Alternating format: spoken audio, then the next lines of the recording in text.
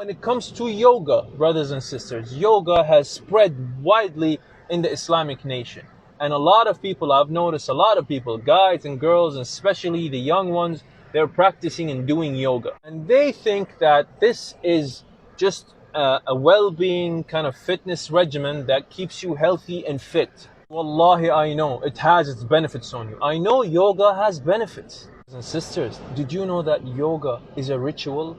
Is a religious act of worship? Wallahi, I'm not making this up. I did my own research and I went online and I looked up the history of yoga. Many sources say the same thing.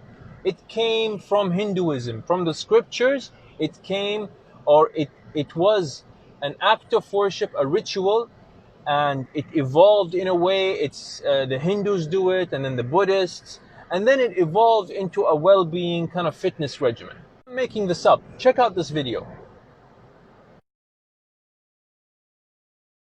The whole technology of yoga is just about this, transforming yourself from being just a piece of creation to the Creator Himself. This is not in search of God, this is in search of becoming a God. This is not in search of divine, this is in search of becoming divine. By Allah, this is accepted in Islam? Becoming a divine, becoming a God? What's going on? Of course I know, the reply is gonna be, yeah, it was an act of worship, I'm not doing it as an act of worship, I'm doing it as a sport, so chill. Habibi, you are a Muslim. Any act of worship is prescribed by Allah. Even if you don't mean to do any kind of movement that is originally an act of worship, you do it, but you don't have the intention of it being an act of worship, it's still prohibited in Islam. Like someone saying, I'm going to prostrate, do sujood for this idol, but I'm not doing it as an act of worship, I'm just doing this movement. I don't have the intention in my heart.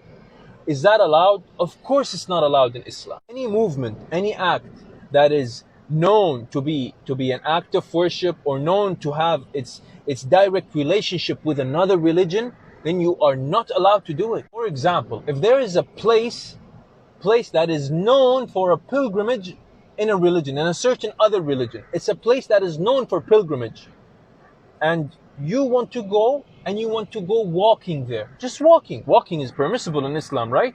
But you want to walk specifically in that location where the pilgrimage happens. Do you think that's allowed? Of course it's not allowed.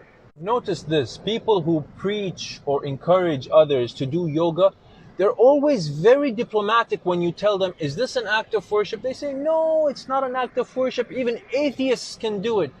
But in the end, in reality, we don't abide to their standards. We abide to our standards, to our Islamic standards. Our Islamic standards say it's prohibited to do any movement that's related to any act of worship that Allah did not prescribe to you. Remember, brothers and sisters, there are so many alternatives to this. It's not like the benefit of yoga is exclusively for yoga. No, you can get the same benefit, maybe even better, from doing other acts and movements and exercises. Wallahi, brothers and sisters, it's not worth it to disobey Allah for this. And remember, the Prophet ﷺ said, whoever leaves something for the sake of Allah, Allah will compensate him with something even better. نسأل الله عز وجل أن يحفظ لنا ديننا وأن يفقهنا في ديننا.